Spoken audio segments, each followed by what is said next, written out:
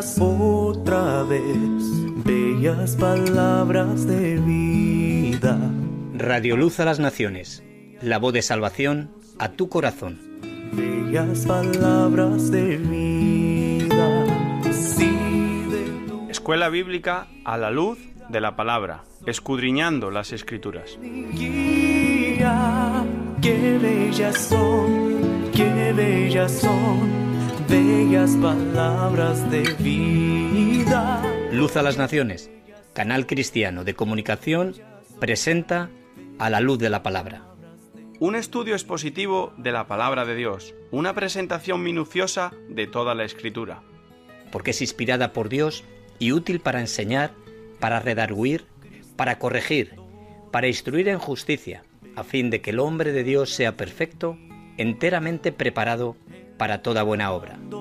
Hoy está, bellas palabras de vida. Escuela Bíblica a la luz de la palabra, edificando sobre la roca. Sostén y guía, qué bellas son, bellas palabras de vida. Evangelio del apóstol Juan, por Juan Luis Vadillo. Qué bellas son, bellas palabras de vida. Hizo además Jesús muchas otras señales en presencia de sus discípulos, las cuales no están escritas en este libro, pero éstas se han escrito para que creáis que Jesús es el Cristo, el Hijo de Dios, y para que creyendo tengáis vida en su nombre. Evangelio de Juan, capítulo 20, versículos 30 y 31. Sostén y guía, qué bellas son, bellas palabras de vida. Qué bellas son, bellas palabras de vida. Vamos a seguir en el Evangelio de Juan y estamos en el capítulo número 2, iniciamos en esta mañana y acabamos el capítulo número 1.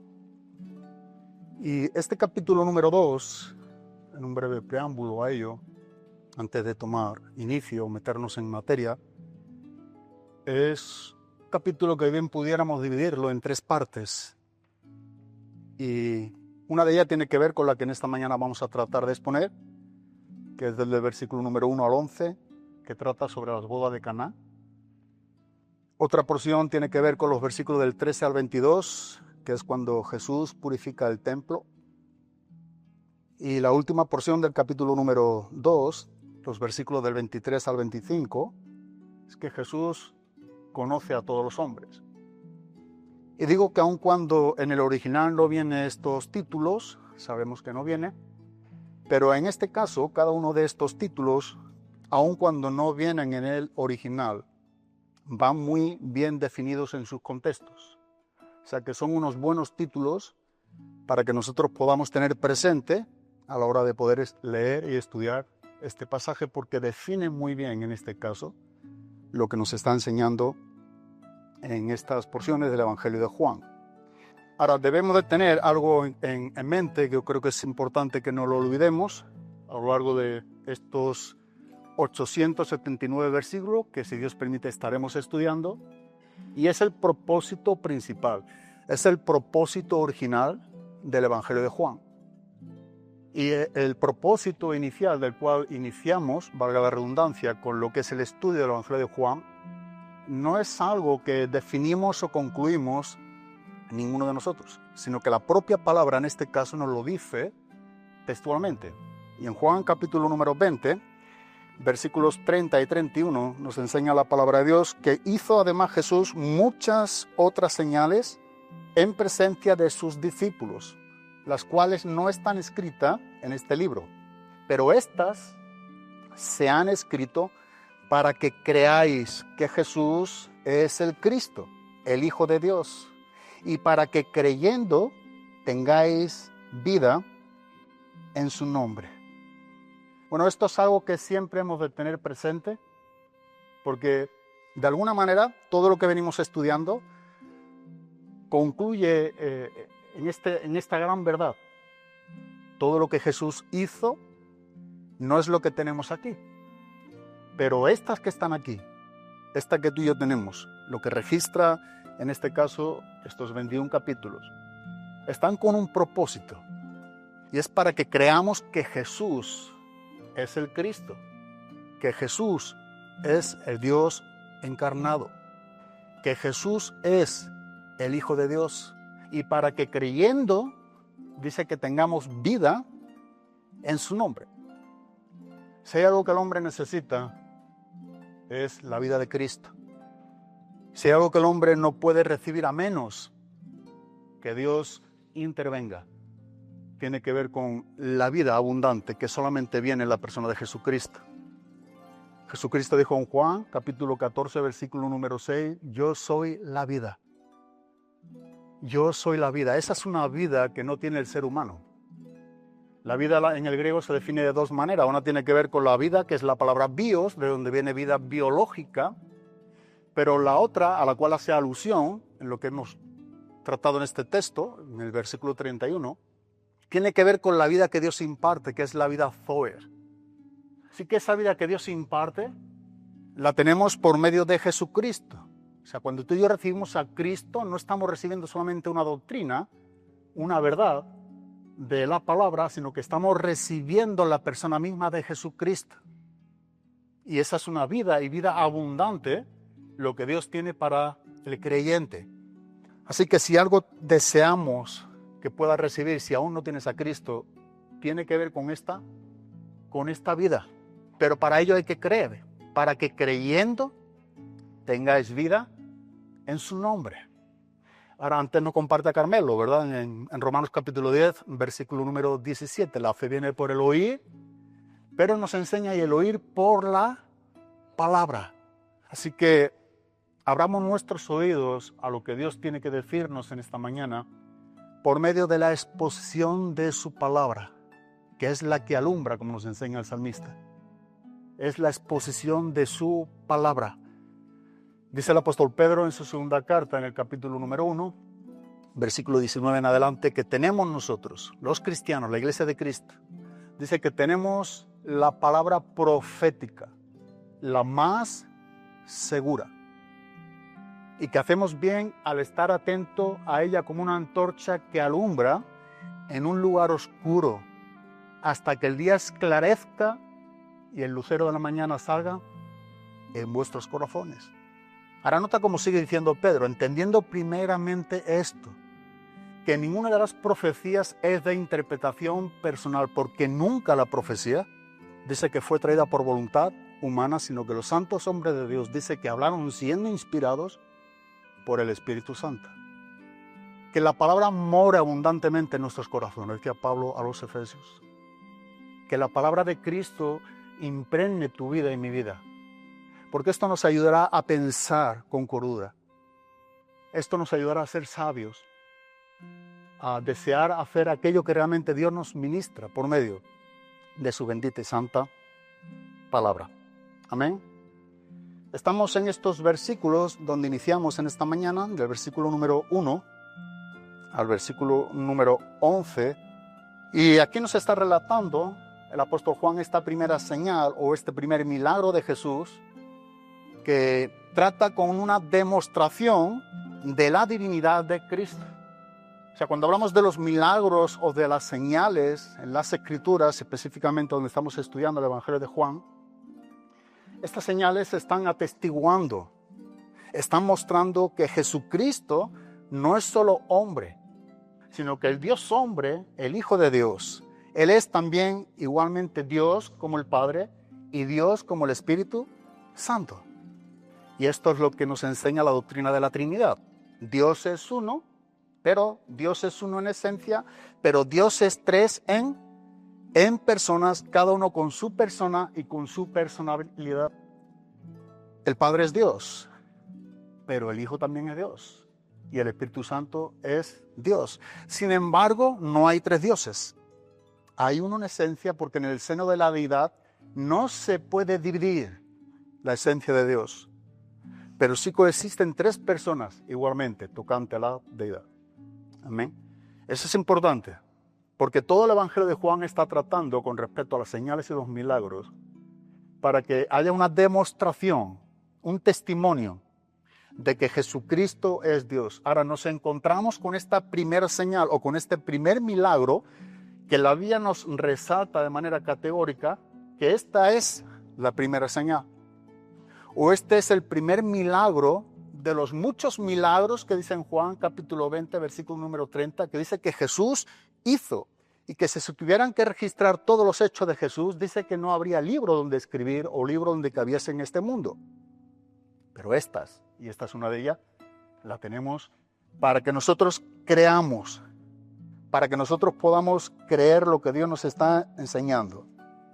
Así que nosotros estamos viendo en este milagro, en esta primera señal, demostrando Jesús su divinidad por medio del escrito del apóstol Juan, siendo inspirado por el Espíritu Santo, nos está enseñando de esta conversión en cuanto el agua a vino.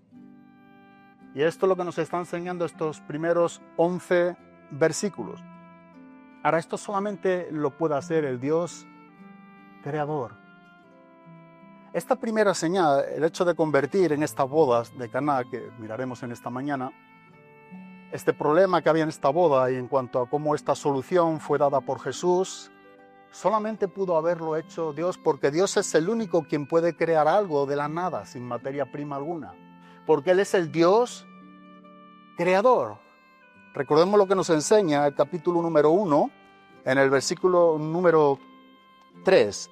Ya nos dijo con anterioridad, y ya lo hemos estudiado, pero dice que todas las cosas por Él fueron hechas. Ahí Él tiene que ver con Cristo, porque Cristo también es el creador. Y no solamente dice que todas las cosas por Él fueron hechas, y sin Él, sin Cristo, nada de lo que ha sido hecho fue hecho. Ahora, en nuestro estudio, lo que venimos viendo en cuanto al Evangelio de Juan, el Evangelio de Juan registra 8 milagros u 8 señales en estos 879 versículos. Me gustaría enumerar para que si quieres puedas apuntarlo y te recomiendo que puedas leer cada uno de ellos. Pero te voy a dar la cita para ahorrarte un trabajo donde en todo el Evangelio de Juan encontramos estos 8 milagros. Primero lo tenemos en el capítulo 2, este que estamos estudiando. Desde el versículo 1 al 11 Jesús convierte el agua en vino. En el capítulo 4, versículos del 46 al 54, tenemos otro milagro de cómo Jesús sana al hijo de un oficial del rey. Tenemos un tercer milagro y es en el capítulo 5 del 1 al 17, Jesús sana a un paralítico en el estanque de Betesda.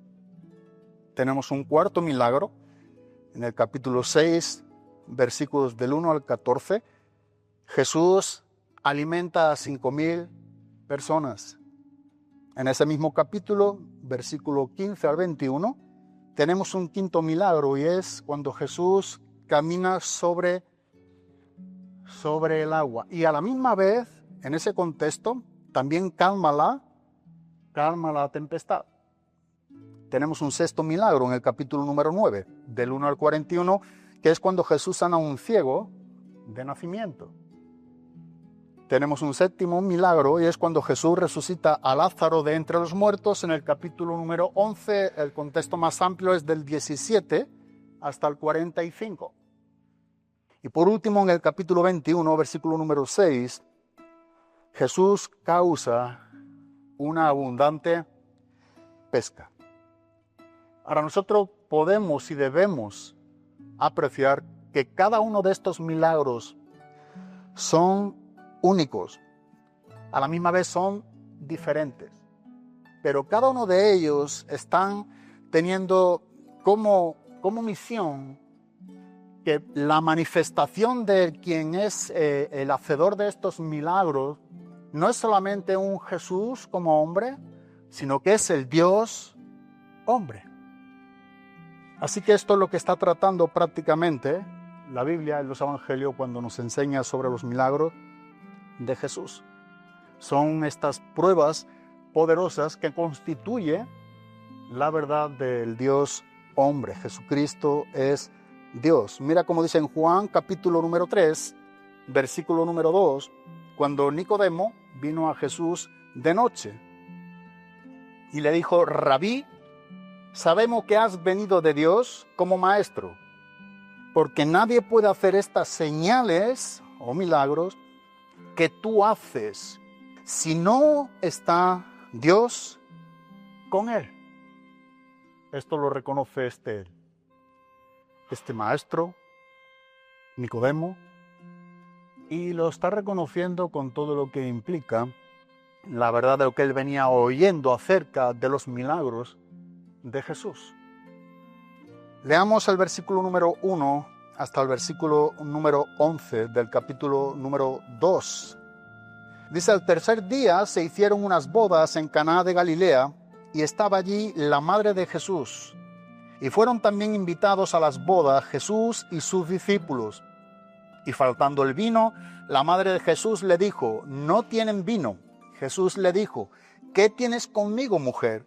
Aún no ha venido mi hora. Su madre dijo a los que servían: haced todo lo que os dijere. Y estando allí 6 tinajas de piedra para agua, conforme al rito de la purificación de los judíos, en cada una de las cuales cabían 2 o 3 cántaros. Jesús les dijo: llenad esas tinajas de agua. Y las llenaron hasta arriba. Entonces les dijo: sacad ahora y llevadlo al maestresala. Y se lo llevaron. Cuando el maestresala probó el agua hecha vino, sin saber él de dónde era, aunque lo sabían los sirvientes que habían sacado el agua, y llamó al esposo. Y le dijo: todo hombre sirve primero el buen vino, y cuando ya han servido mucho, entonces el inferior. Mas tú has reservado el buen vino hasta ahora. Este principio de señales hizo Jesús en Caná de Galilea y manifestó su gloria, y sus discípulos creyeron en él. El texto nos está enseñando en los 2 primeros versículos unos días consecutivos que hemos venido estudiando en el capítulo número 1, y que desde el principio en el testimonio de Juan el Bautista hasta este momento prácticamente es esta primera semana que nosotros podemos ver de Jesús con estos discípulos. Ahora, es una gran verdad que después de que Jesús, en este punto último que vimos del capítulo número 1, llama a Felipe y a Natanael, se encuentra ahora en un lugar, en Caná de Galilea. Recordemos que de Caná de Galilea era ¿quién? Estuvimos estudiando el último domingo. Él era de ahí. En el capítulo 21, versículo número 2 de este mismo evangelio nos lo enseña. Entonces se encuentra Jesús en Caná de Galilea, y aquí es donde él es invitado a unas bodas. Pero dice que su madre también fue invitada, María. Y además dice que también sus discípulos. Ahora, muy posiblemente sus discípulos, hasta este punto cronológicamente, ¿quiénes eran? Andrés, Pedro, Juan, Felipe y Natanael. Cuanto menos sabemos que estos 5 discípulos ya estaban tras la vida de Jesús. Ya estaban siguiendo a Jesús. Así que este plural de sus discípulos nos hace ver, cuanto menos, que estos 5 discípulos están con Jesús en Caná de Galilea. Ahora, Caná de Galilea, hablando un poco de la parte arqueológica, no es un lugar identificado en nuestros días. Muy posiblemente lo que tiene que ver al norte de Nazaret, a unos 13 kilómetros, se supone que unas excavaciones de una ciudad o aldeas deshabitada es lo que constituye Caná de Galilea. No está a nuestros días como algo, digamos, claro o evidente del lugar de aquel evento, o aquel evento donde se hizo las bodas también en Caná. Sin embargo, nosotros podemos ver que es el lugar que la Biblia nos enseña que Jesús se encontraba con sus discípulos. Podemos ver que había unas bodas en este lugar. Podemos ver y saber que su madre estaba, y que es un evento donde se encuentran todos en medio de una boda. Ahora, nosotros pudiéramos aquí presuponer muchas cosas. Pudiéramos divagar en cuanto a pensamientos y añadir cosas a este pasaje que igual no cambia lo que nos está enseñando la Biblia, no debería cambiarlo, pero pudiera enriquecernos un poco. No se trata esto de lo que nosotros debamos de hacer para poder creer lo que Dios dice en su palabra. Pero supongamos que es una familia conocida, están invitados a las bodas, por lo que nosotros vemos en cuanto a cómo María se está moviendo dentro de esta celebración, pues hay una amistad o cuanto menos hay una confianza y esta insistencia de María hacia Jesús para que convirtiera el agua en vino o cuanto menos para hacerle saber a Jesús que se habían quedado sin vino, nos hace suponer que no eran extraños. Ahora bien, nosotros no queremos quedarnos en ese punto. Nosotros queremos ver primariamente no solamente el lugar arqueológico donde supuestamente se encontraba Caná de Galilea, sino también un poco ver este contexto histórico-cultural que nos ayuda siempre a situarnos dónde es que nos encontramos y qué es lo que en aquel entonces se vivía tocante a las bodas. En aquel entonces una boda judía no es una boda como las nuestras. Una boda judía era una boda que fácilmente podía durar 7 días, era una semana. Así que no se podía calcular muy bien el vino en esta boda y dependiendo siempre de los convidados. Ahora es una gran verdad que dependiendo el lugar o la aldea o el pueblo, a veces mayormente eran invitados todos a esa boda porque todos se conocían. Pero a diferencia de como hoy a nuestros días, culturalmente, el padre de la novia es el que paga lo que tiene que ver con la celebración del convite, en aquel entonces tenía que ver con el novio y su familia. Ahora, otra cosa importante que nos enseñan estos días tocante a este contexto cultural es que si en medio de un convite que duraba 7 días se quedaba sin comida o se quedaba sin bebida, esto no solamente era algo vergonzoso para el novio y para su familia, sino que legalmente se le podía demandar por parte de la familia de la novia como una falta de responsabilidad en cuanto a esta celebración de esta boda. No es lo que nos acontece hoy, es diferente. Pero esto nos ayuda un poco a ver lo que realmente se está viviendo en esta boda. En estas bodas debía de haber abundante comida, abundante bebida, se danzaba, había alegría, había gozo. Era un evento muy importante,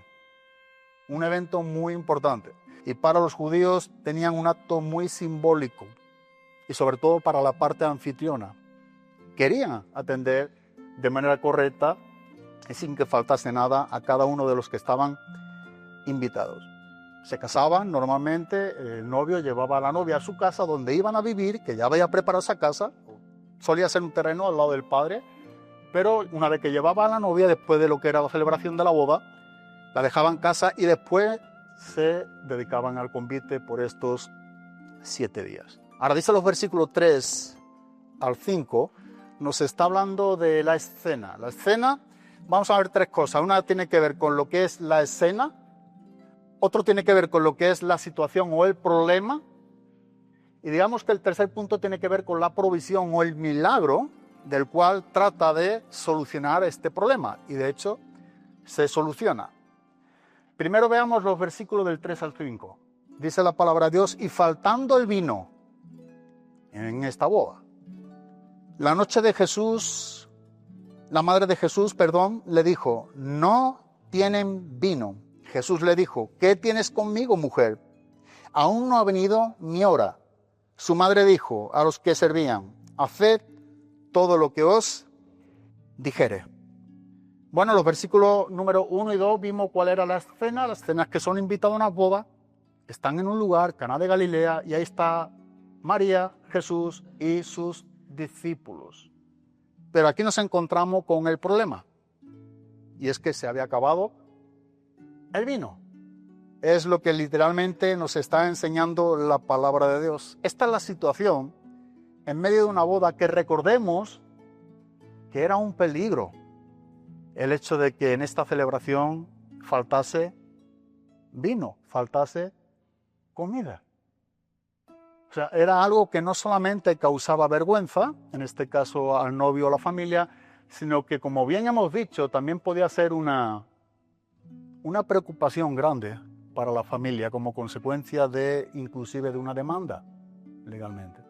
Para ellos culturalmente significaba mucho el hecho de que se quedara sin vino en medio de una boda. Así que no veamos solamente este detalle de que se quedó sin vino, no pasa nada, bueno, tomamos otra cosa o bueno, a ver si se puede traer más. No, aquí había un problema serio, tocante a la cultura de ellos en aquel día. Y de hecho es lo que mueve a María, incita a Jesús a que atienda esta situación. Ella sabía que Jesús podía atender este problema. Ella ya había visto a su hijo, conocía a su hijo, sabía que estaba llevando la funcionalidad, ya ejerciendo como el Mesías, y está en la preparación de este ministerio inicial. Así que vemos cómo ella también interviene. Así que no era poca cosa esto de que se quedase sin vino en una boda.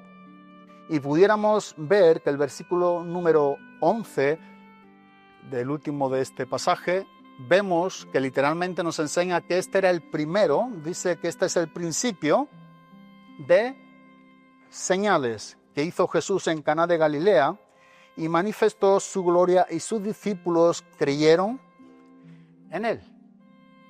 Ahora, hablar un poco del vino en aquellos días también creo que es importante. Y el vino en aquellos días era una bebida básica en todo lo que tiene que ver con el antiguo Oriente Próximo.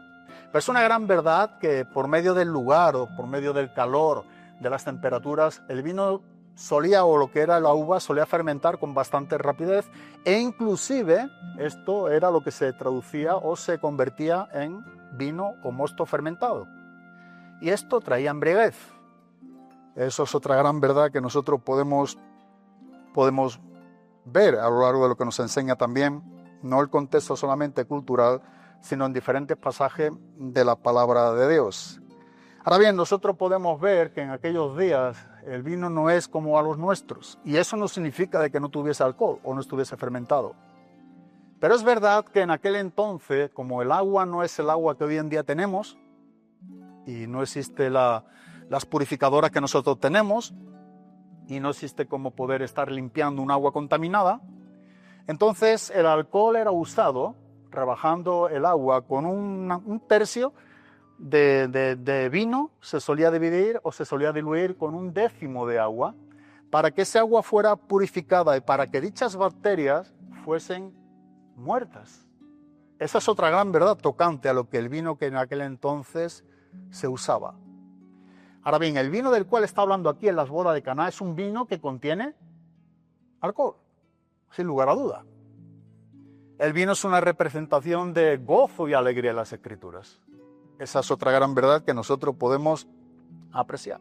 Y hemos de saber que aunque la Biblia no prohíbe tomar vino, en algunos casos aconseja que se tome, pero en otros casos es condenable. Vuelvo a repetir.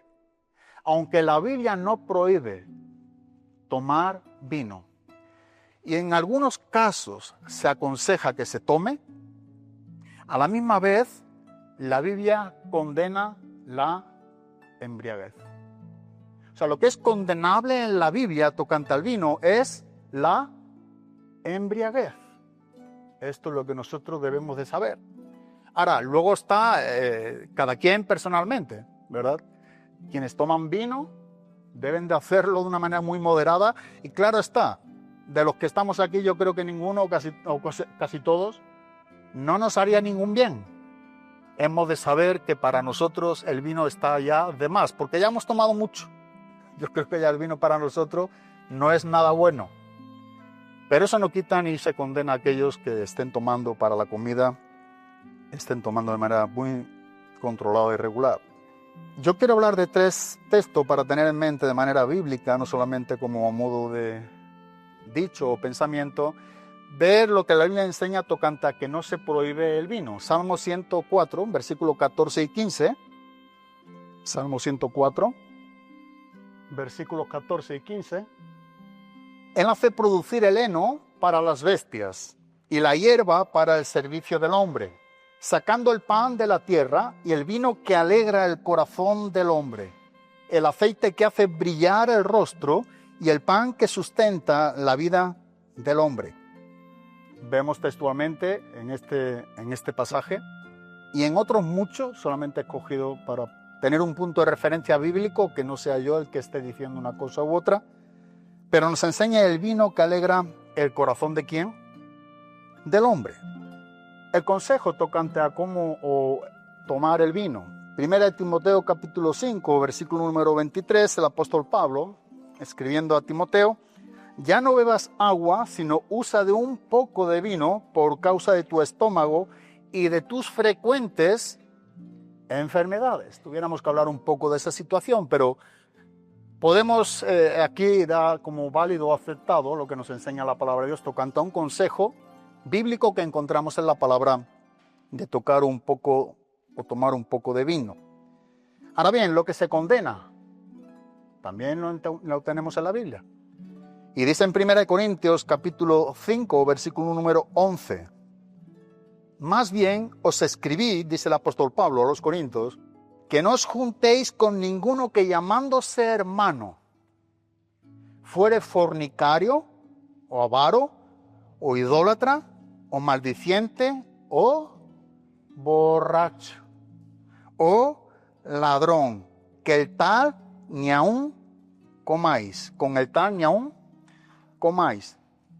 El capítulo 6, versículo número 10, creo que de manera más explícita dice el apóstol Pablo: ni los ladrones, ni los avaros, ni los borrachos, ni los maldicientes, ni los estafadores heredarán el reino de Dios. O sea, el asunto de la embriaguez, de la borrachera, es condenable en la palabra de Dios. Yo siempre aconsejo y siempre doy el mismo pensamiento, que si algo es malo en la palabra de Dios, personalmente prefiero cortar radicalmente. Entonces, bueno, vemos aquí como algo desenfrenado, algo tomado sin medida o desmedidamente, produce lo que tiene que ver con una embriaguez y por ende una borrachera, y esto lo condena la palabra de Dios. Dice el apóstol Pedro en su primera carta, en el capítulo 4, versículo número 3: baste ya el tiempo pasado para haber hecho lo que agrada a los gentiles, andando en lascivias, concupiscencias, embriagueces, orgías, disipación y abominables idolatrías. Así que creo que es un punto donde sin duda alguna nosotros entendemos, tocante a lo que es el vino, cómo la Biblia nos está enfocando, nos está enseñando, primero, que no lo prohíbe, que alegra el corazón; segundo, que es aconsejable en algunos casos; pero el tercero, tenemos también que tener presente de la misma manera como los otros dos precedentes, punto, es que es condenable la embriaguez y la borrachera. Dios lo condena en su palabra. De modo que cuando María le dice a Jesús: no tienen vino, cuando está diciéndonos aquí el texto, dice no tienen vino, está en medio de un asunto culturalmente grave. O sea, la familia está quedando en desdicha. No es algo cómodo, no era algo para no preocuparse, era algo preocupante. Y en este caso, sobre todo, para la familia del novio y el mismo novio. Pero literalmente lo que vemos que María dice: no tienen vino. Es decir, que esta familia se podía enfrentar a una catástrofe social, pudiéramos decir. Había un peligro y era una realidad. Eso es algo de lo que se estaba viviendo en este primer siglo de la era cristiana. Y esto estaba totalmente vigente. Y a todo esto Jesús le dice a María, su madre: ¿qué tienes conmigo, mujer? Aún no ha venido mi hora. Es lo que vemos que Jesús le está aquí contestando a María por medio de una pregunta. Ahora, nosotros muchas de las veces leemos aquí en otros lugares esta palabra mujer, y aunque en verdad no es una forma, digamos, muy íntima de llamar a su madre, a María, es una forma totalmente decente. Llamar mujer a nuestros días hoy al español es como decir señora. ¿Qué tienes conmigo, señora? Para que lo entendamos. Y aunque no habla de una intimidad, sí está hablando decentemente a su madre. O sea, no le está faltando el respeto. A veces uno escucha, ¿verdad? Yo he escuchado personalmente esta expresión como una falta de respeto a su madre. Bueno, una falta de respeto en la Biblia es condenable, es pecado. Y Jesús no se halló ni siquiera engaño ¿en dónde? En su boca. Así que lo último que debemos de concluir es que Jesús era irrespetuoso.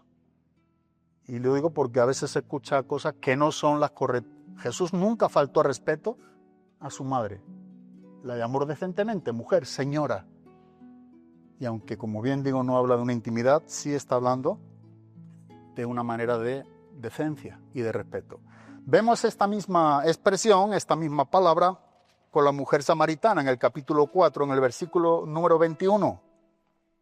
Jesús le dijo, mujer, créeme que la hora viene cuando ni en este monte ni en Jerusalén adoraréis al Padre. ¿Qué es lo que Jesús vemos que está haciendo aquí nuevamente? Señora, créeme. Es la misma expresión. En este caso con la mujer samaritana. Pero en el capítulo 19, en el versículo número 26, nuevamente tocando el asunto con María, dice que cuando vio Jesús a su madre y al discípulo a quien él amaba, que estaba presente, dijo a su madre, mujer, he aquí tu hijo. Nuevamente, no es irrespetuosidad, no, es hablar con decencia. Respetaba.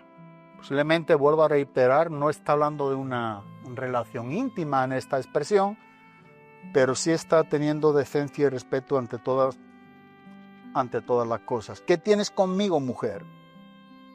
Esta es una expresión idiomática aquí, en este lugar donde vemos las Escrituras, para preguntar de una manera retórica, en este caso, Jesús a su madre, ¿qué tiene que ver tu pensamiento con el mío? ¿En dónde estamos nosotros ahora de acuerdo? Tú estás pensando por una parte, pero esta parte de tu pensamiento no tiene que ver con lo que yo estoy pensando. ¿Qué tienes conmigo, mujer?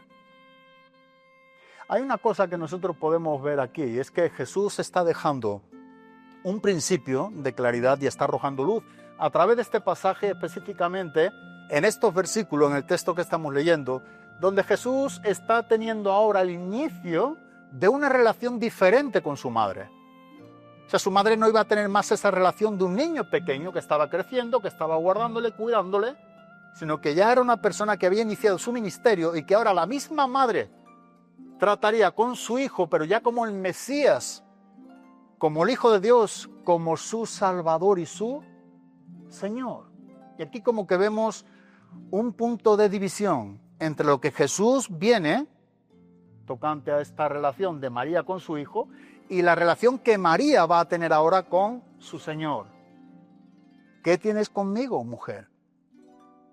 Literalmente significa ¿qué contigo y conmigo? Son dos pensamientos, son dos cosas. Y es lo que nos deja explícitamente el texto. Su ministerio público había comenzado, había iniciado. Aquí nos encontramos literalmente con este primer milagro. Ahora nosotros vemos y seguimos leyendo que en Mateo capítulo, en otro lugar de las Escrituras, pero en Mateo capítulo 12, en el versículo número 47, pudiera de arrojar más luz a este pensamiento que venimos dando a través de este pasaje. Mateo capítulo número 12, versículo 47, y aquí nos encontramos un pasaje de la madre de Jesús con sus hermanos, y el versículo 46, tomando un poco más el contexto inmediato, dice, mientras él aún hablaba a la gente, aquí su madre y sus hermanos estaban fuera, y le querían hablar, y le dijo uno, he aquí tu madre y tus hermanos están fuera, y te quieren hablar. Respondiendo él, al que le decía esto, dijo, ¿quién es mi madre y quiénes son mis hermanos?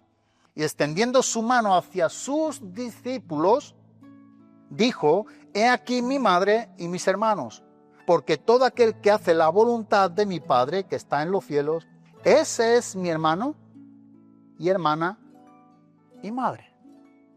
Aquí es un texto que nos apoya a lo que venimos viendo. Hay una división, hay una relación distinta.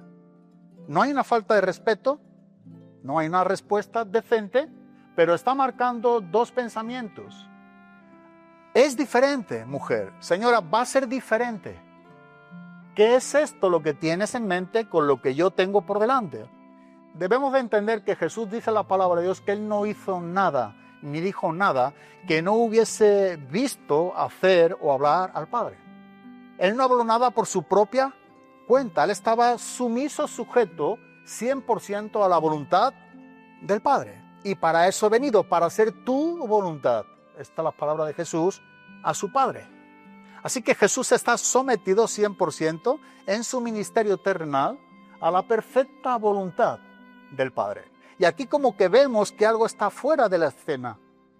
Vemos algo que es María quien demanda, pero no estamos viendo, digamos, este principio, al menos en este momento, como que el Padre estuviera hablando al Hijo de lo que debía de hacer. Podemos ver de una manera algo sorpresivo en la vida de Jesús. Sin embargo, nosotros vemos como Jesús dice, aún no ha venido mi hora. Esto es lo que encontramos. Aún no ha venido mi hora, dice el versículo número 3, ¿no? 4. ¿Qué tienes conmigo? Sí, versículo número 4. Aún no ha venido mi hora. Ahora, pudiéramos pensar, objetar, cada quien de nosotros, a qué hace referencia esta expresión y a qué está hablando Jesús aquí, sobre qué tipo de hora o tiempo es del que está hablando Jesús. Pudiéramos hablar de un principiar de su ministerio, es una gran verdad, pero está aquí iniciando ya su ministerio. Sin embargo, que Jesús presenta, y esta es una vez, no solamente una vez, que no podemos verlo en diferentes lugares, que Jesús nos deja bien claro dónde no había llegado su hora y también dónde es que había llegado su hora. Y en ambos casos hace alusión a la cruz. Aún no ha venido mi gloria, aún no ha venido la cruz, aún no ha llegado mi hora. Y dice en el versículo 6 del capítulo número 7 del Evangelio de Juan, entonces Jesús les dijo, mi tiempo aún no ha llegado. Entonces, ¿a qué está haciendo referencia aquí la hora? Pues sin duda alguna, personalmente, creo que se refiere a este tipo de muerte como es la cruz y lo que tiene que ver con la glorificación de Jesús. Ahora, cuando dice aún no ha llegado mi hora, y aquí vemos en el versículo 6 del capítulo 7, mi tiempo aún no ha llegado, está tratando el mismo asunto, solamente que aquí la palabra tiempo, en el griego cuando se habla de la palabra tiempo, hay dos principalmente, uno tiene que ver con el tiempo cronos, que es el tiempo que se cuenta, el tiempo cronológico, de ahí viene cronómetro, pero también hay otra palabra que es el tiempo kairos, que es el tiempo específico, es el momento justo de una acción. O sea, el tiempo cronos ha venido contando eventos y situaciones, pero el tiempo kairos está hablando del tiempo donde se lleva a cabo lo que ha venido enseñándonos o contando precedentemente. Entonces Jesús le dijo, mi tiempo aún no ha llegado. Ahora, si tú lees este versículo en Juan 7, versículo número 6, fuera de su contexto, igual no saca mucho provecho. Pero el contexto del cual nos encontramos ahí es que Jesús está con sus hermanos. Y es sus propios hermanos, que quienes aún no habían creído todavía en quién, en Jesús, quienes les está diciendo, sal afuera, para que puedan ver lo que realmente estás haciendo y así puedan creer. No te quedes aquí en casa. Ahora, el contexto nos está enseñando que los judíos en este momento, en este tiempo, estaban tratando de apresar a Jesús para matarle. Y dentro de ese contexto que Jesús dice, aún no ha llegado mi hora. Aún no es el tiempo. O sea, Jesús viene diciendo, aún no ha llegado el tiempo o la hora de momentos específicos del cual el Padre tenía para con él. Y en este caso el momento de la hora de su muerte aún no había llegado. Él estaba totalmente dirigido por el Padre. Dice también, hay otro versículo en el Evangelio de Juan, capítulo número 17, en versículo número 1. Es como que Jesús, viendo los judíos que querían apresarle para matarle, le dice, mi tiempo de la cruz aún no ha llegado, ¿verdad? No voy a morir por vuestras manos de esta manera, sino que tengo que llegar ¿a dónde? A la cruz. Aún no ha llegado ese momento específico. Pero en el Evangelio de Juan, capítulo 17, en el versículo número 1, se nos dice que estas cosas habló Jesús y levantando los ojos al cielo, dijo, Padre, la hora ha llegado. Así que podemos entender, aquí haciendo referencia ahora a ese tiempo, a esa hora que había llegado. ¿Y de qué nos está hablando? ¿Cuál es esta hora? Bueno, el contexto nos está hablando del cual venimos diciendo. Ha llegado el momento de la crucifixión. Ha llegado el momento de la cruz. Ha llegado el momento de la muerte de Cristo. Y es por eso que sigue diciendo el mismo versículo, el versículo número 1, glorifica a tu Hijo para que también tu Hijo te glorifique a ti. Padre, ha llegado el momento de que tú seas glorificado con mi sangre. Eso es lo que está tratando ese versículo. Ha llegado la hora de la cruz. Ahora es el momento. Bueno, este es el momento específico, ahora sí. Padre, ha llegado la hora. Así que lo que Jesús está tratando con María era que no había llegado esta hora de revelar toda la gloria del Mesías o de ese esplendor del ministerio del Mesías en esa boda. Es lo que podemos entender. Jesús tiene la cruz en mente. Pero aún así su madre dijo a los que le servían, y creo que esta es una expresión, una verdad, que a modo práctico, si hacemos un paréntesis, todos deberíamos de apreciar. Y deberíamos de aferrarnos a ella. Y deberíamos de estar agradecidos a estas palabras. Haced todo lo que os dijere. Sin sacar el texto en su contexto y siendo una misma verdad, esta es una verdad que Jesús nos dice a cada quien de nosotros. O que la palabra de Dios por medio de María nos está diciendo a todos nosotros a través del escrito inspirado por el Espíritu Santo. Creo que esa es la mejor definición. Haced todo lo que os dijere. María está dando aquí el mejor consejo que podría dar a toda la humanidad. Hacer todo lo que os dijere.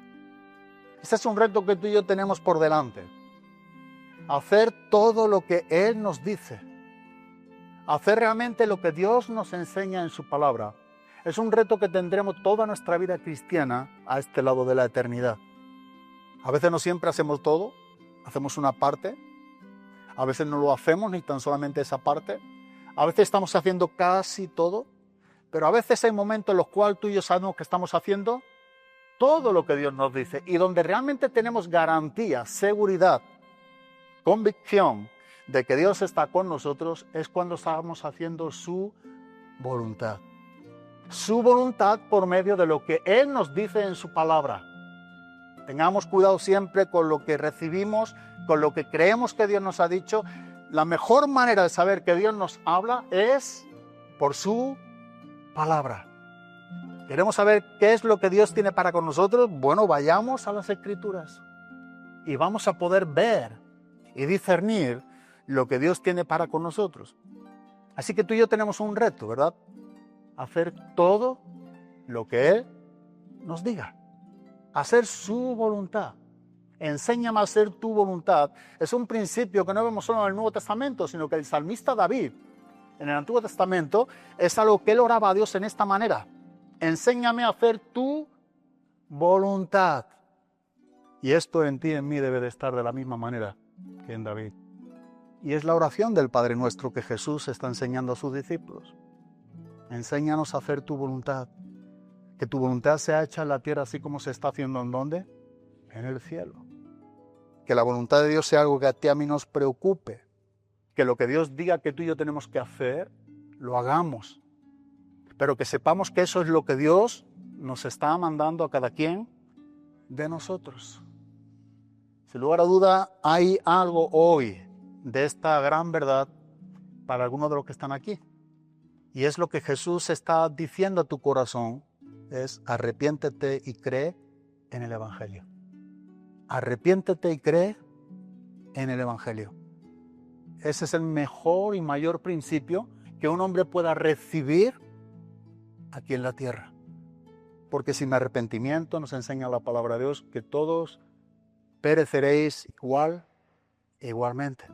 Y porque este fue el principio del ministerio de Jesús. Recordamos que en el Evangelio de Marcos, capítulo número 1, en el versículo número 15, Jesucristo mismo, principiando su ministerio, dice que el tiempo se había cumplido, el reino de Dios se había acercado, así que arrepentíos y creed en el Evangelio.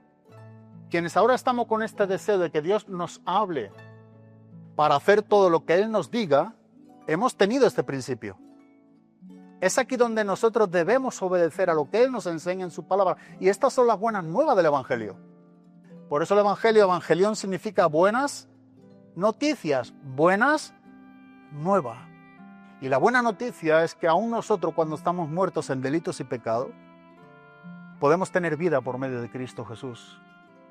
Dice en Romanos capítulo 6, versículo número 23, que la paga del pecado es muerte, mas la dádiva de Dios es vida eterna en Cristo Jesús.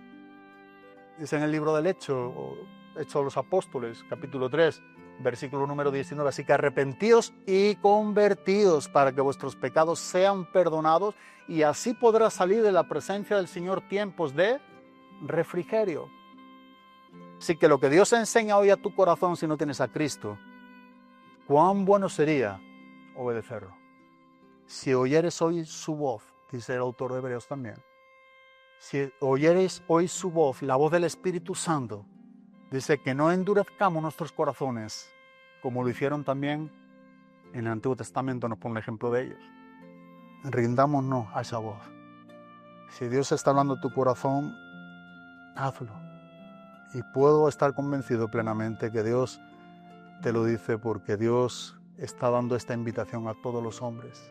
Y porque muchos son los llamados y pocos los escogidos. Recuerda, los llamados son todos. Los escogidos solamente son los que responden al llamado de Dios. ¿Quieres ser un escogido? Bueno, no te quebrante mucho la cabeza. Responde al llamado de Dios. Deja ese asunto a Dios. No te conformes con ser un llamado sin responderle a Dios. Hay un plan soberano, un plan que no entendemos en todo ello, por supuesto. No necesitamos entenderlo, sino creer lo que Dios nos enseña en su palabra. Y esto es algo para creerlo, para aferrarnos a esta gran verdad que nos está enseñando la palabra de Dios. Versículo número 6 al versículo número 10. Ahora, después de que hemos visto un poco estos principios, exponiendo este pasaje de los versículos del 1 al 11, hemos visto la escena en cuanto al lugar donde se encontraba Jesús, su madre y sus discípulos.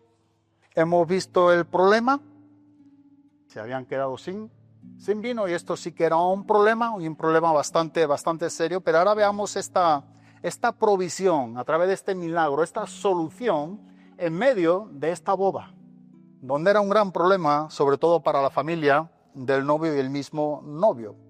Dice el versículo del 6 al 10, nos está hablando de esta provisión. Dice, estaban allí 6 tinajas de piedra para agua, conforme al rito de la purificación de los judíos, en cada una de las cuales cabían 2 o 3 cántaros.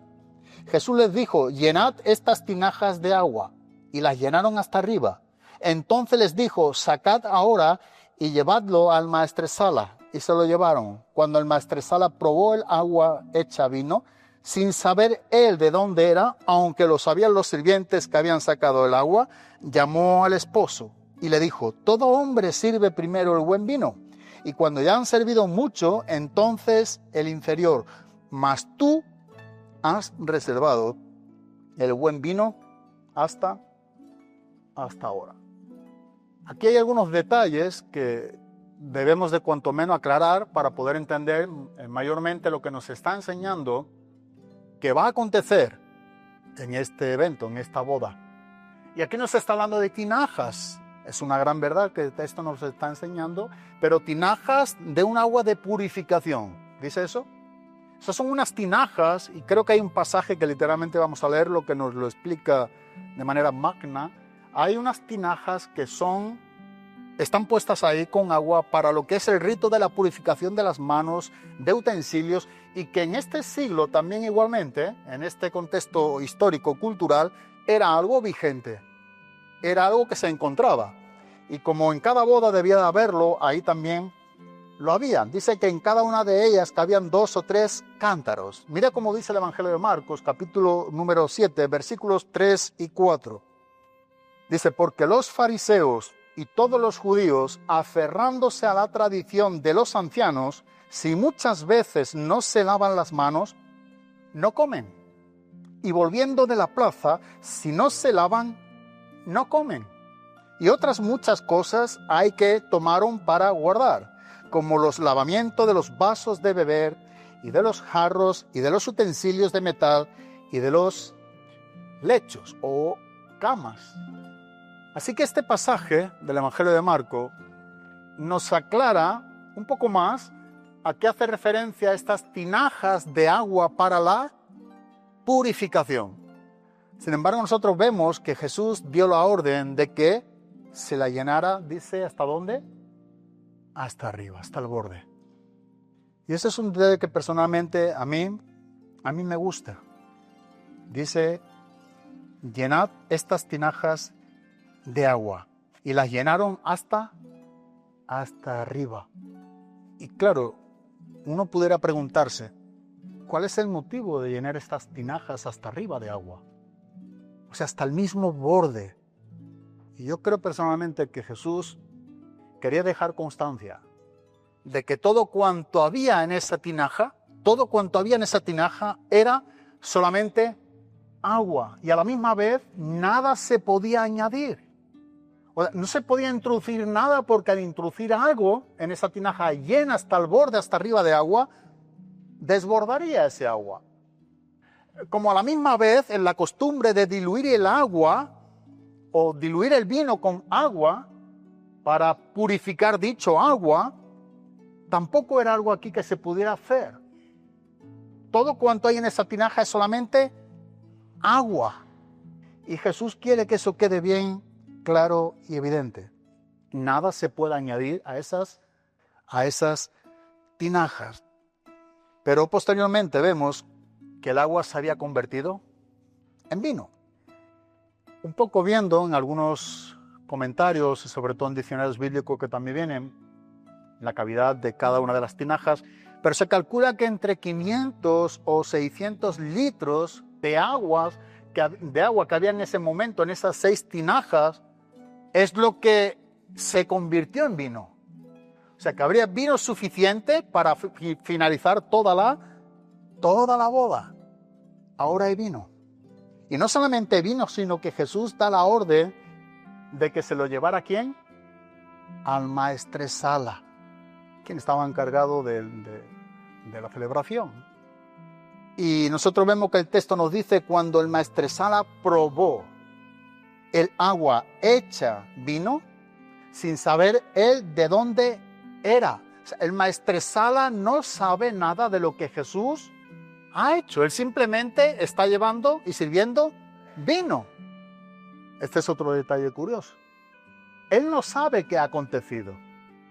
Llamó al esposo el maestresala y le dijo, todo hombre sirve primero el buen vino, y cuando ya han bebido mucho, entonces el inferior. Mas tú has reservado el buen vino hasta ahora.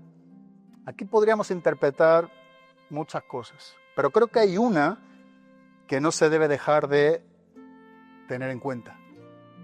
Y sencilla y llanamente lo que está enseñándonos aquí es algo conclusivo, es algo lógico, y más en una boda. Bueno, todo el mundo sirve primero el mejor vino. Y cuando ya han bebido, o sea, cuando ya están contentos, ya da igual el vino que tú les sirvas, porque ya no se están dando cuenta. Es algo lógico, son mucha gente, algo ha ocurrido, no contamos con tantas personas. Esto es lo que estaba ocurriendo, el maestresala lo sabe, pero quiere comunicárselo al novio. Pero aquí ha ocurrido algo diferente, dice el maestresala. Y dice que tú has reservado el buen vino. ¿Hasta dónde? Hasta ahora, hasta el final. Es un buen vino. Yo creo que era un vino donde el maestresala jamás había probado. Y nosotros vemos que todos estos detalles nos lo enseña la palabra de Dios. A modo lógico, todo el mundo sirve primero el mejor vino. Pero eso no quiere decir que hasta el final siga siendo bueno. Sí, va a ser vino, pero posiblemente ya diluido con agua. No, lo que Jesús hizo es llenar las tinajas completamente de agua, para que quede algo notorio, algo que quede constancia de que ese mismo agua, esas 6 tinajas, supongamos que eran 500 litros, son ahora 500 litros de buen vino. Algunos tratan este asunto de manera liviana, y no bíblica, por supuesto, era mosto, no era alcohol. Aquí dice que era un buen vino. No hay que alegorizar lo que no se tiene que alegorizar. Hay que leer la palabra y creerla como realmente la estamos leyendo, hasta donde se nos sea posible, porque hay algunos casos que usamos de simbolismo, usamos de alegorías, pero no hay nada mejor que poder interpretar literalmente, y ese es el método que usamos, literal, gramatical, histórico, cada una de las palabras que queremos interpretar en las Escrituras. Es el mejor método hermenéutico para poder sacar una exégesis, una interpretación de un pasaje, hasta donde se nos sea posible. Y aquí nos está enseñando que era un vino, y el vino era bueno. Así que esta era una situación que nosotros hemos visto, era atípica, no era normal. La fiesta se había interrumpido, faltaba el vino, no hay vino. María, la madre de Jesús, interviene y está pidiendo a Jesús que haga algo. ¿Qué tienes conmigo? No es el momento. De golpe nosotros vemos que lo que Jesús está dando la orden es que llene esas tinajas de agua hasta arriba, y Jesús convierte el agua en vino. Ahora, ¿qué es lo que ha ocurrido en todo esto? Bueno, lo primero que nosotros podemos ver como resultado de lo que viene ocurriendo en este pasaje, en este evento, es que los novios y las familias, sobre todo la familia del novio, habían sido librados de un problema. Recordemos que el hecho de quedarse sin vino en una boda judía del primer siglo era algo bastante serio. Era una situación embarazosa, pero Jesús interviene en esas situaciones. Jesús es quien interviene en las situaciones embarazosas, difíciles, donde ¿qué hacemos? No era algo para poder solucionar. No se podía mitigar en este caso diluyendo el vino con agua, porque ni siquiera quedaba vino para diluirlo. Así que nosotros vemos que es Jesús quien está creando aquí un vino que posiblemente jamás se había probado. Así que la situación no solamente está bajo control, sino que bien pudiéramos decir que nunca había estado mejor. En esta boda había abastecimiento suficiente de vino. Y Jesús mismo deja constancia de que Él es el Dios hombre, el Dios creador. Y Él ha creado este buen vino. Él es el que ha hecho este milagro, porque Él es quien ha intervenido. Y por eso es que nosotros vemos nuevamente, repitiendo el versículo número 11 que leímos al principio, que termina diciéndonos, con todo lo que hemos visto, el versículo número 11 nos dice: este principio de señales hizo Jesús en Caná de Galilea y manifestó su gloria. Y sus discípulos creyeron, nos está diciendo ahora. ¿Eran discípulos que habían creído o no eran discípulos que habían creído? ¿Qué es lo que podemos ver? Porque hasta entonces nosotros hemos visto que estos discípulos habían creído que Jesús era el Hijo de Dios, el Mesías, el Cristo, el que tenía que venir. Sin embargo, nosotros vemos que cuando Jesús hace este milagro cambia todo el panorama. Es como que interviene ahora en el lugar correcto de lo que el Padre quiere. Él está haciendo aquello que el Padre le está dirigiendo a hacer. Y no solamente es lo que ha atendido a esta familia en medio de un convite con grandes complicaciones como era el quedarse sin vino, sino que está tratando con sus discípulos. Jesús nunca deja a sus discípulos. Él nunca se olvida de los suyos. Ahora sus discípulos están ¿con quién? Con Jesús. Ellos están viendo lo que Jesús está haciendo. Ellos son testigos presenciales de que ese agua, en esas tinajas del agua de la purificación, han sido llenas hasta arriba. Sabían que no había vino. Y que esas tinajas, sin que haya ninguna intervención humana, más que la de Dios, ahora son completamente un buen vino para todos los convidados. Pero el texto nos dice que este principio de señales hizo Jesús en Caná de Galilea, pero dice también que manifestó su gloria y con un fin. Digamos que este era el propósito también para con sus discípulos, de que sus discípulos creyeran en Él. Ahora, ¿a qué hace referencia aquí la palabra de Dios cuando dice y manifestó su gloria? Bueno, estudiamos en el capítulo número 1, en el versículo número 14, y aquel verbo fue hecho carne, ¿sí? Y vimos su gloria. Gloria como del unigénito del Padre, lleno de gracia y de y de verdad. Así que la gloria que está manifestando tiene que ver con el unigénito del Padre. Es una gloria manifestando donde Jesucristo es Dios. Este es un principio de señales de milagro que está dejando este testimonio evidente ante todos aquellos, pero sobre todo con sus discípulos, que estaban en lo correcto, que estaban en el principio ahora del ministerio de Jesús. Sus discípulos no solamente habían creído, sino que ahora estaban creyendo aún más, estaban teniendo convicción de un punto ministerial en sus vidas. Bueno, manifestó su gloria y sus discípulos creyeron en Él, como este Dios creador, como el soberano, como el único Dios vivo, verdadero, el Dios que tiene toda provisión, el Dios quien estaría tratando todos los asuntos, creyeron en Él. Eso es lo que nos está enseñando el texto. Creían de una manera diferente. Ya hemos visto que ya habían creído, pero no había visto hasta ahora hacer ningún milagro a Jesús, porque la Biblia nos enseña que este es el primer milagro que Jesús hizo. Así que este primer milagro tuvo consecuencias en sus discípulos. Ellos se estaban afirmando a través de lo que habían visto. Habían visto una gloria manifestada a través de este milagro. Y esto como que cambió un poco más la mente de sus discípulos. Los milagros están dando aquí testimonio de la vida de Cristo. Sin embargo, con esto quiero acabar.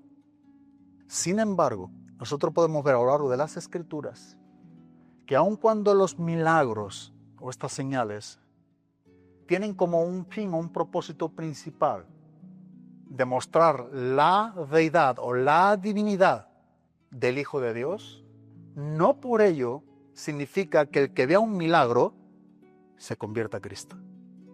No sé si me explico. O sea, aun cuando los milagros están mostrando la parte divina de Cristo, que Él es el Dios hombre, no por ello significa que eso sea suficiente para que el pecador se convierta. Y tenemos hoy tantas cosas raras en medio de iglesias que posiblemente no sean de la iglesia, donde están usando de cosas que no son bíblicas, como prosperidad, milagros, situaciones de las cuales los hombres o la iglesia están siguiendo. Bueno, según la Biblia dice que esas son las cosas que a nosotros nos siguen, no son las que nosotros tenemos que seguir. Pero nosotros no seguimos a Jesús por los milagros, ni por lo que nos dé. Nosotros seguimos a Jesús porque Él nos ha dado a Cristo. Él nos ha salvado y eso es suficiente, seguir a Cristo. Eso es todo cuanto tú y yo necesitamos. Por eso decimos que el asunto siempre es Cristo y solamente Cristo. Así que cuando y tenemos un ejemplo del cual quiero leer unos versículos y lo dejamos aquí, aun cuando hay una historia de algunos otros pasajes que podemos ver en Lucas 16, pero hay una historia del rico y Lázaro. ¿Recordamos ese pasaje? Y ahí nos encontramos con un hecho. Vamos al Evangelio de Lucas, capítulo número 16. Nos habla del rico, nos habla de Lázaro, un hombre rico, un hombre mendigo, como era Lázaro, que pedía comer aún de la migaja que caía de su mesa, que aún los perrillos comían de todo ello. Esta parte de las Escrituras nos está enseñando que ambos mueren. Y dice en el versículo número 27, para acortar un poco lo que venimos viendo.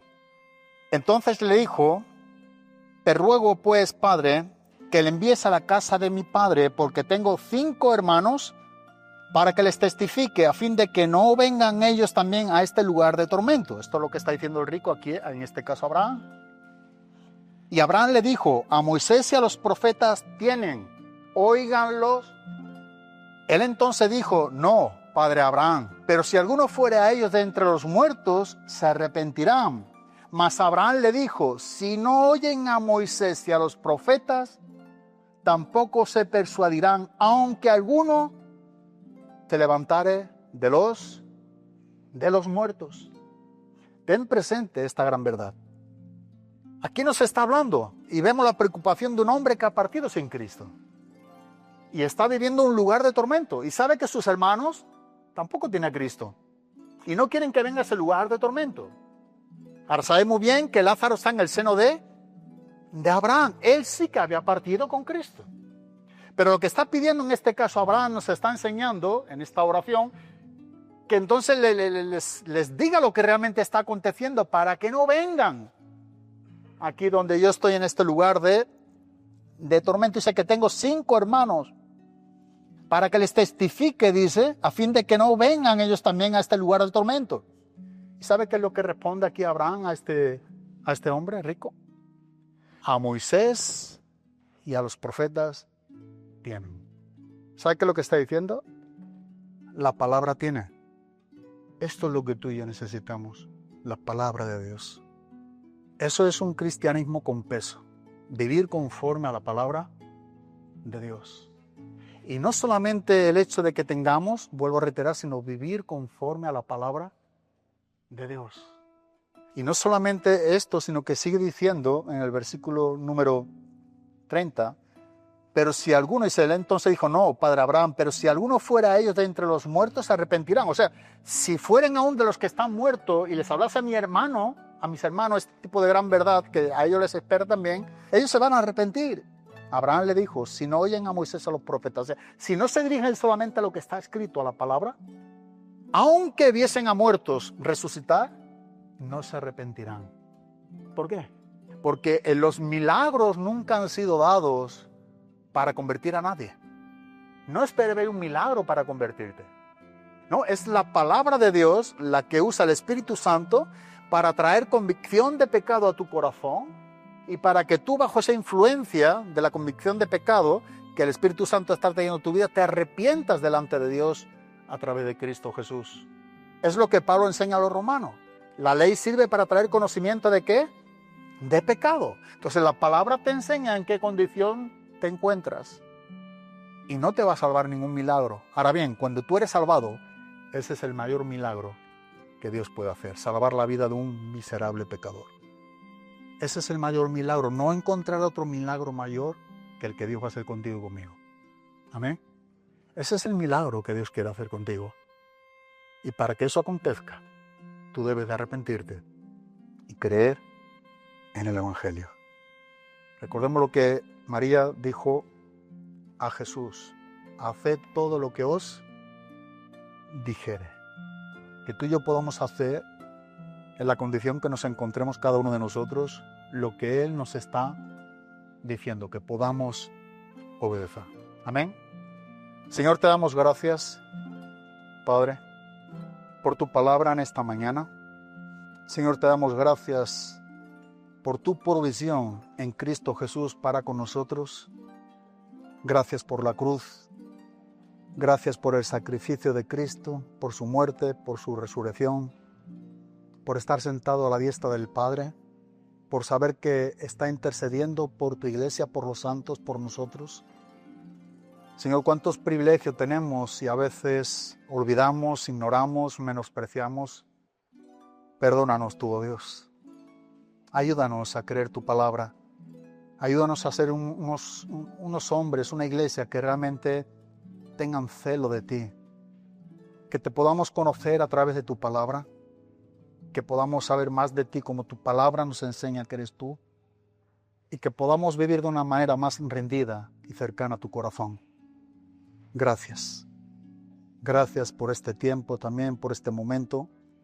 Que tú nos ayudes a seguir siendo fieles en todo cuanto tú nos está demandando a cada quien de nosotros.